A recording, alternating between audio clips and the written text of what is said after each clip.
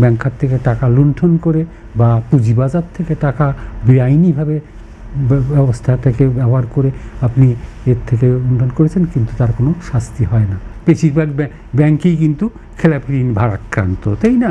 কাজেই খেলাপি ঋণ যতক্ষণ পর্যন্ত আপনি আদায় না করে ব্যাংকগুলোর একটা সুষ্ঠু ভিত্তি প্রতিষ্ঠা না করছেন, ব্যাংকগুলো সচল হবে না। ব্যাংকের এবং পুঁজিবাজার এটা কিন্তু সরকারি খাতেও যেমন ভূমিকা রাখছে উন্নয়নের ক্ষেত্রে, কারণ সরকার প্রয়োজনে আপনার পুঁজিবাজার থেকে বা ইয়ে থেকে ঋণ গ্রহণ করে, বন্ড, যেমন বন্ড আছে, বন্ড থেকে নিতে পারে।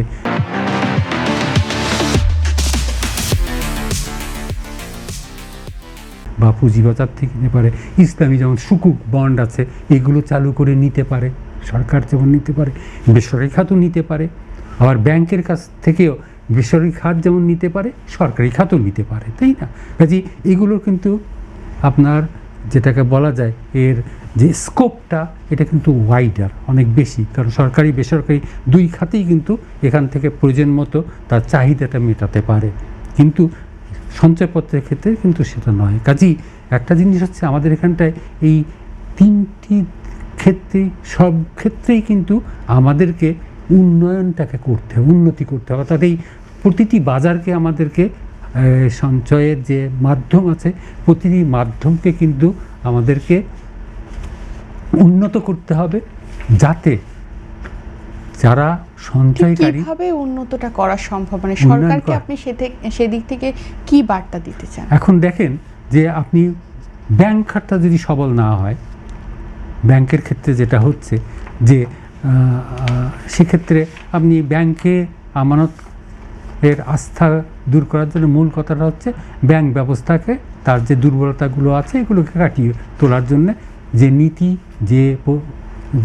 যে ধরনের পদক্ষেপগুলো নিতে হবে আমরা জানি। আমি ডিটেলসে তো যাওয়ার প্রয়োজন নাই, কারণ আমরা জানি যে ব্যাংক খাতের দুর্বলতাটা কী। যেমন খেলাপি ঋণের দুর্বলতা যেটা আছে, বেশিরভাগ ব্যাংকেই কিন্তু খেলাপি ঋণ ভারাক্রান্ত, তাই না? কাজেই খেলাপি ঋণ যতক্ষণ পর্যন্ত আপনি আদায় না করে ব্যাংকগুলোর একটা সুষ্ঠু ভিত্তি প্রতিষ্ঠা না করছেন, ব্যাংকগুলো সচল হবে না, তাই না? এটা একটা জিনিস।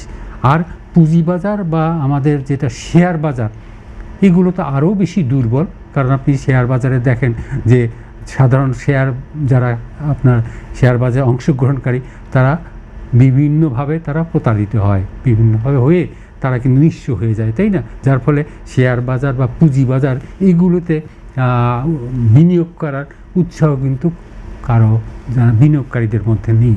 কাজেই এই শেয়ার বাজার বলেন, পুঁজিবাজার বলেন, ব্যাংক খাত বলেন, এগুলোকে শক্ত ভিত্তির উপরে এবং আইন নিয়ম অনুযায়ী যাতে এগুলো পারফর্ম করতে পারে একটা দেশে, যেভাবে এই ব্যাংক ব্যবস্থাগুলোকে নিয়ন্ত্রণ ব্যবস্থা থেকে এগুলোর পরিচালন ব্যবস্থা, এগুলোকে পরিবর্তন করে যাতে এগুলো সঠিকভাবে এগুলো তার প্রত্যাশিত ভূমিকা পালন করতে পারে, এই যে নীতিগুলো দরকার, পদক্ষেপগুলো নেওয়া দরকার। এবং যে কারণে এগুলো আজকে দুর্বল হয়েছে আমরা সবাই জানি, যে ব্যাংক খাত কী কারণে দুর্বল হয়েছে, কারা তার জন্য দায়ী, বা পুঁজিবাজারে কী ঘটনাগুলো ঘটেছে যার ফলে পুঁজিবাজার আজকে প্রায় ধ্বংসের দ্বার প্রান্তে। তাহলে এই যে যারা এর জন্য দায়ী, তাদেরকে যদি আপনি সঠিকভাবে আইনের আওতায় না নিয়ে আসেন, তাহলে কিন্তু এই খাতটা ঘুরে দাঁড়াবে না। কারণ ভবিষ্যতে এই ধরনের ঘটনা কিন্তু তখন ঘটতেই থাকবে।